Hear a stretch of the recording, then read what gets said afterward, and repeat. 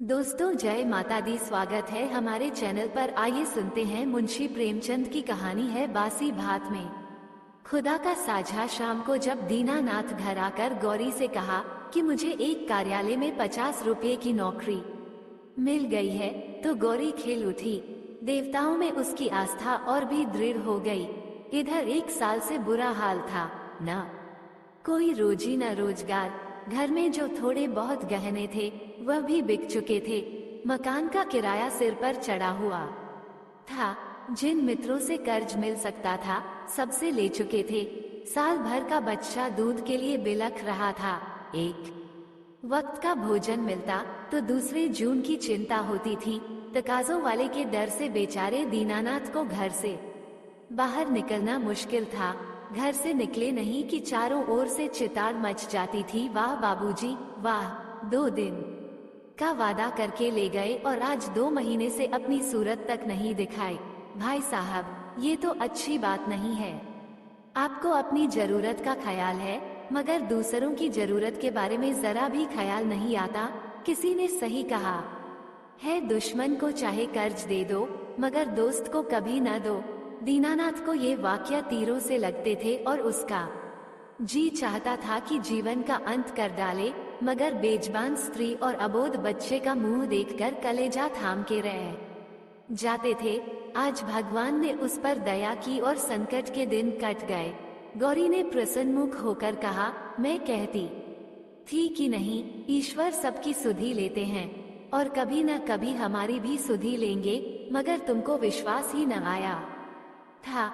बोलो, अब तो ईश्वर की दयालुता के कायल हुए। दीनानाथ ने हठधर्मी करते हुए कहा, यह मेरी दौड़ धूप का नतीजा है। ईश्वर की क्या दयालुता।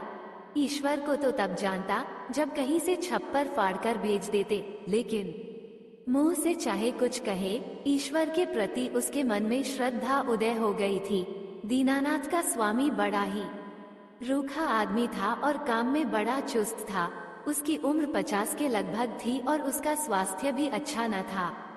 फिर भी वो कार्यालय में सबसे ज्यादा काम करता।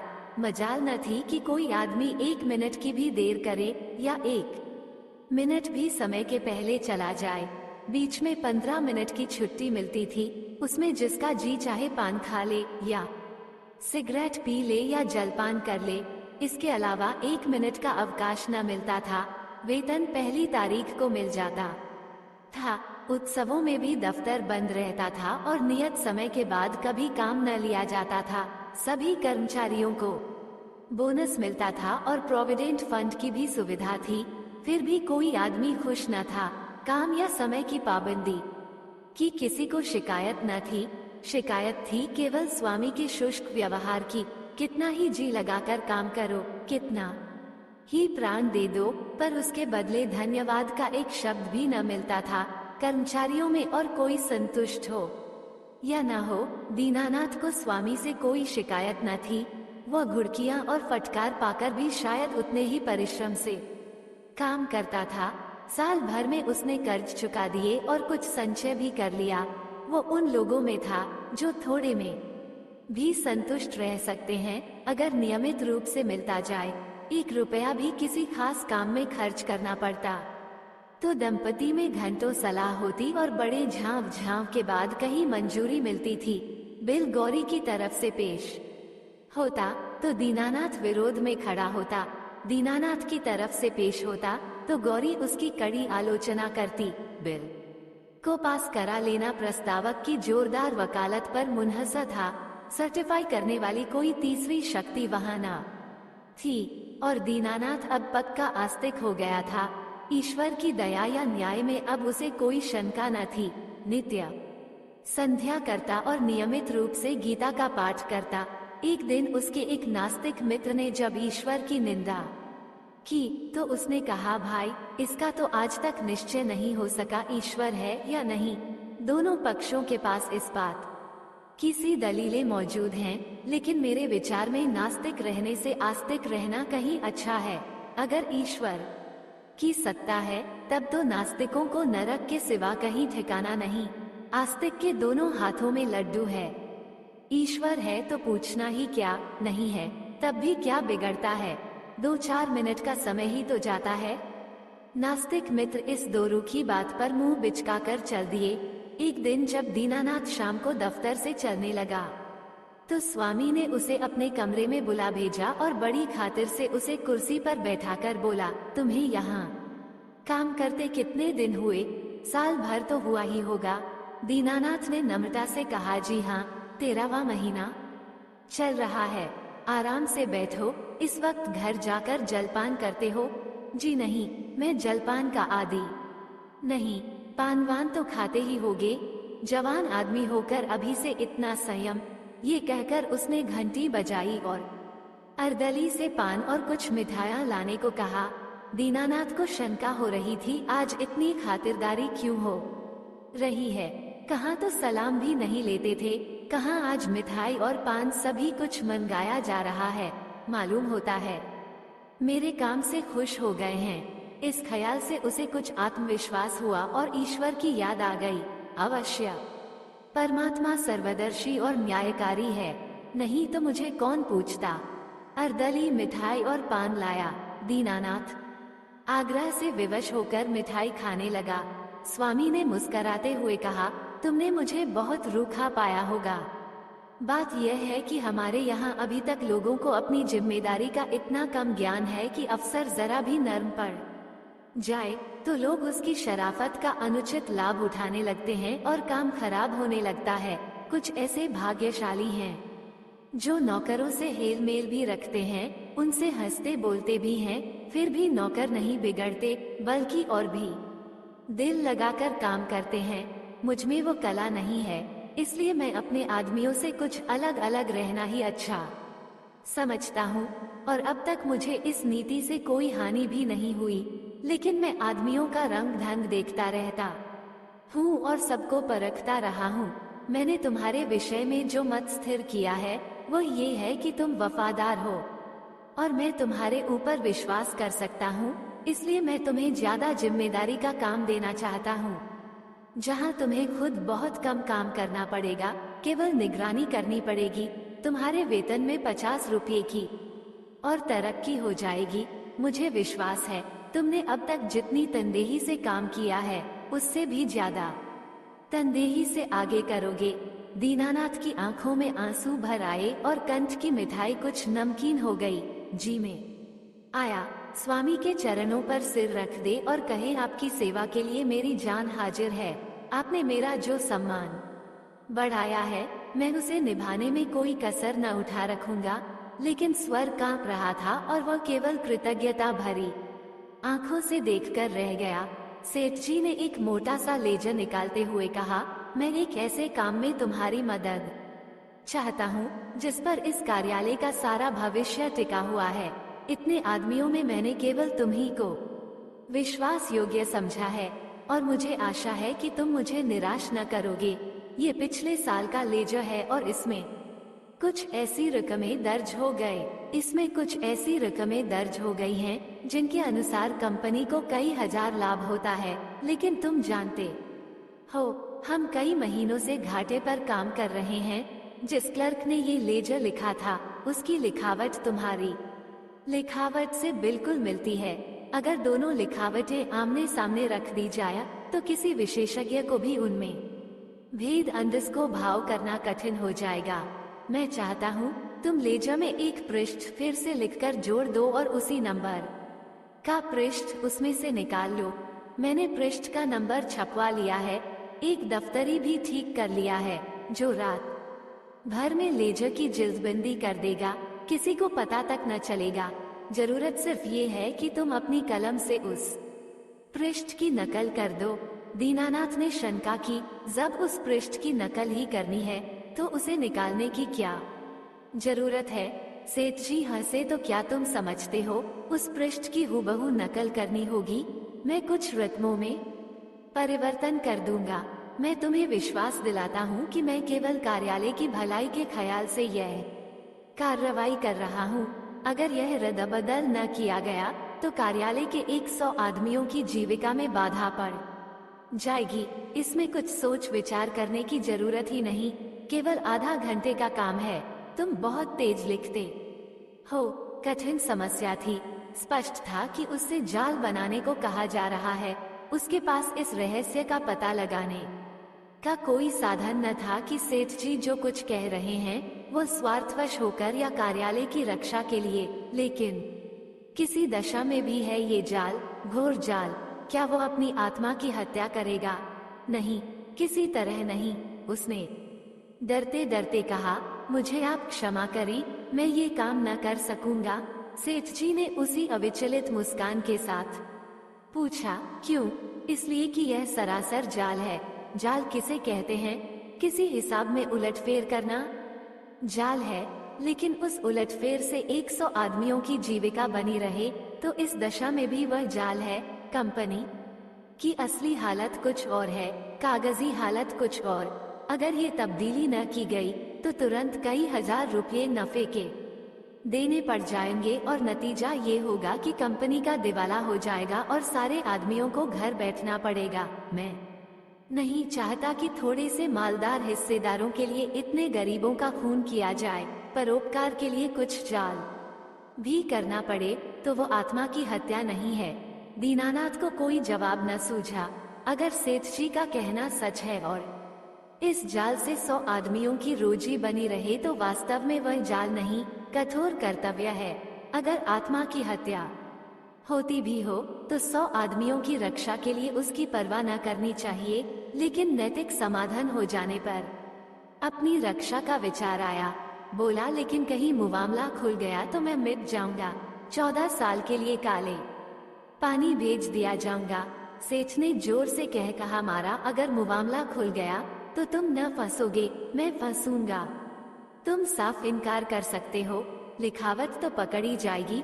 पता ही कैसे चलेगा कि कौन पृष्ठ बदला गया? लिखावट तो एक सी है। दीनानाथ परास्त हो गया। उसी वक्त उस पृष्ठ की नकल करने लगा। फिर भी दीनानाथ के मन में चोर पैदा हुआ था। गौरी से इस विषय में वो एक शब्द भी न कह सका। 1 महीने के बाद उसकी तरक्की हुई। 100 रुपये मिलने लगे, 200 बोनस के भी मिले। ये सब कुछ था। घर में खुशहाली के चिन्ह नजर आने लगे, लेकिन दीनानाथ का अपराधी मन एक बोझ से दबा रहता था। जिन दलीलों से सेठ जी ने उसकी जुबान बंद कर दी थी, उन दलीलों से गौरी को संतुष्ट कर सकने का उसे विश्वास न था। उसकी ईश्वर निष्ठा उसे सदैव डराती रहती थी। इस अपराध का कोई भयंकर दंड अवश्य मिलेगा। किसी प्रायश्चित, किसी अनुष्ठान से उसे रोकना असंभव है। अभी न मिले, 1-2 साल न मिले, 10-5 साल न मिले, पर जितनी ही देर में मिलेगा उतना ही भयंकर होगा। मूलधन ब्याज के साथ बढ़ता जाएगा। वो अक्सर पछताता, मैं क्यों सेठ जी के प्रलोभन में आ गया। कार्यालय टूटता या रहता मेरी बला से, आदमियों की रोजी जाती या रहती मेरी बला से, मुझे तो यह प्राण पीड़ा न होती। लेकिन अब तो जो कुछ होना था हो चुका और दंड अवश्य मिलेगा। इस शंका ने उसके जीवन का उत्साह, आनंद और माधुर्य सब कुछ हर लिया। मलेरिया फैला हुआ था, बच्चे को ज्वर आया, दीनानाथ के प्राण नहों में समा गए। दंड का विधान आ पहुंचा। कहाँ जाए, क्या करे, जैसे बुद्धि भ्रष्ट हो गई। गौरी ने कहा, जाकर कोई दवा लाओ या किसी डॉक्टर को दिखा दो। 3 दिन तो हो गए। दीनानाथ ने चिंतित मन से कहा, हाँ जाता हूँ, लेकिन मुझे बड़ा भय लग रहा है। भय की कौन सी बात है? बेबात की बात मुंह से निकालते हो। आजकल किसे ज्वर नहीं आता। ईश्वर इतना निर्दयी क्यों है? ईश्वर निर्दयी है पापियों के लिए। हमने किसका क्या हर लिया है? ईश्वर पापियों को कभी क्षमा नहीं करता। पापियों को दंड न मिले तो संसार में अनर्थ हो जाए, लेकिन आदमी ऐसे काम भी तो करता है जो एक दृष्टि से पाप हो सकते हैं, दूसरी दृष्टि से पुण्य। मैं नहीं समझी। मान लो मेरे झूठ बोलने से किसी की जान बचती हो तो क्या वो पाप है? मैं तो समझती हूँ ऐसा झूठ पुण्य है, तो जिस पाप से मनुष्य का कल्याण हो वह पुण्य है। और क्या? दीनानाथ की अमंगल शंका थोड़ी देर के लिए दूर हो गई। डॉक्टर को बुला लाया, इलाज शुरू किया। बालक 1 सप्ताह में चंगा हो गया, मगर थोड़े दिन बाद वह खुद बीमार पड़ा। वो अवश्य ही ईश्वरीय दंड है और वो बच नहीं सकता। साधारण मलेरिया ज्वर था, पर दीनानाथ की दंड कल्पना ने उसे सन्निपात का रूप दे दिया। ज्वर में नशे की हालत की तरह यूं भी कल्पना शक्ति तीव्र हो जाती है। पहले केवल मनोगत शंका थी, वह भीषण सत्य बन गई। कल्पना ने यमदूत रच डाले, उनके भाले और गदाएं रच डाली, नरक का अग्निकुंड दह कर दिया। डॉक्टर की एक घूंट दवा 1000 मन की गदा की आवाज और आग के उबलते हुए समुद्र के दाह पर क्या असर करती। दीनानाथ मिथ्यावादी न था, पुराणों की रहस्यमय कल्पनाओं में उसे विश्वास न था। नहीं, वो बुद्धिवादी था और ईश्वर में भी तभी उसे विश्वास आया जब उसकी तर्क बुद्धि कायल हो गई। लेकिन ईश्वर के साथ उसकी दया भी आई, उसका दंड भी आया। दया ने उसे रोजी दी, मान दिया। ईश्वर की दया न होती तो शायद वह भूखों मर जाता, लेकिन भूखों मरना अग्निकुंड में धकेल दिए जाने से कहीं सरल था, खेल था। दंड भावना जन्म जन्मांतरों के संस्कार से ऐसी बद्धमूल हो गई थी, मानो उसकी बुद्धि का, उसकी आत्मा का एक अंग हो गई हो।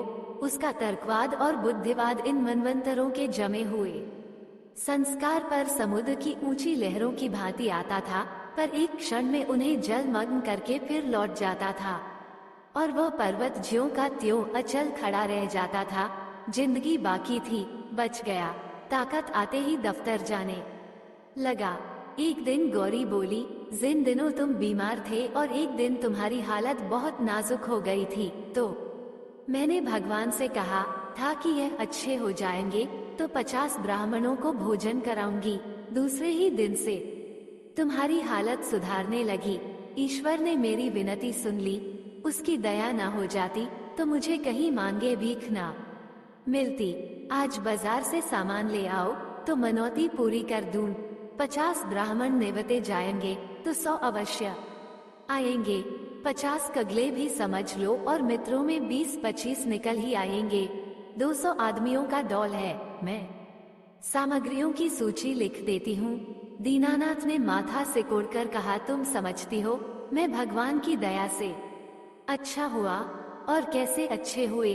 अच्छा हुआ इसलिए कि जिंदगी बाकी थी। ऐसी बातें न करो, मनौती पूरी करनी होगी। कभी नहीं। मैं भगवान को दयालु नहीं समझता। और क्या भगवान निर्दयी है? उनसे बड़ा निर्दयी कोई संसार में न होगा, जो अपने रचे हुए खिलौनों को उनकी भूलों और बेवकूफियों की सजा अग्निकुंड में धकेल कर दे। वो भगवान दयालु नहीं हो सकता। भगवान जितना दयालु है उससे असंख्य गुना निर्दयी है। और ऐसे भगवान की कल्पना से मुझे घृणा होती है। प्रेम सबसे बड़ी शक्ति कही गई है। विचारवानों ने प्रेम को ही जीवन की और संसार की सबसे बड़ी विभूति मानी है। व्यवहार में न सही, आदर्श में प्रेम ही हमारे जीवन का सत्य है। मगर तुम्हारा ईश्वर दंड भय से सृष्टि का संचालन करता है, फिर उसमें और मनुष्य में क्या फर्क हुआ? ऐसे ईश्वर की उपासना मैं नहीं करना चाहता, नहीं कर सकता। जो मोटे हैं उनके लिए ईश्वर दयालु होगा, क्योंकि वे दुनिया को लूटते हैं। हम जैसों को तो ईश्वर की दया कहीं नजर नहीं आती। हाँ, भाई पग पग पर खड़ा घूरा करता है, यह मत करो नहीं तो ईश्वर दंड देगा। वो मत करो नहीं तो ईश्वर दंड देगा। प्रेम से शासन करना मानवता है, आतंक से शासन करना बर्बरता है। आतंकवादी ईश्वर से तो ईश्वर का न रहना ही अच्छा है। उसे हृदय से निकालकर मैं उसकी दया और दंड दोनों से मुक्त हो जाना चाहता हूँ। एक कठोर दंड बरसों के प्रेम को मिट्टी में मिला देता है। मैं तुम्हारे ऊपर बराबर जान देता रहता हूँ, लेकिन किसी दिन डंडा लेकर पीट चलूं तो तुम मेरी सूरत न देखोगी। ऐसे आतंकमय दंडमय जीवन के लिए मैं ईश्वर का एहसान नहीं लेना चाहता। बासी भात में खुदा के साझे की जरूरत नहीं। अगर तुमने ओज भोज पर जोर दिया तो मैं जहर खा लूंगा। गौरी उसके मुंह की ओर भयातुर नेत्रों से ताकती रह गई। दोस्तों, वीडियो अच्छी लगी तो लाइक कमेंट सब्सक्राइब जरूर कर ले। वीडियो देखने के लिए धन्यवाद।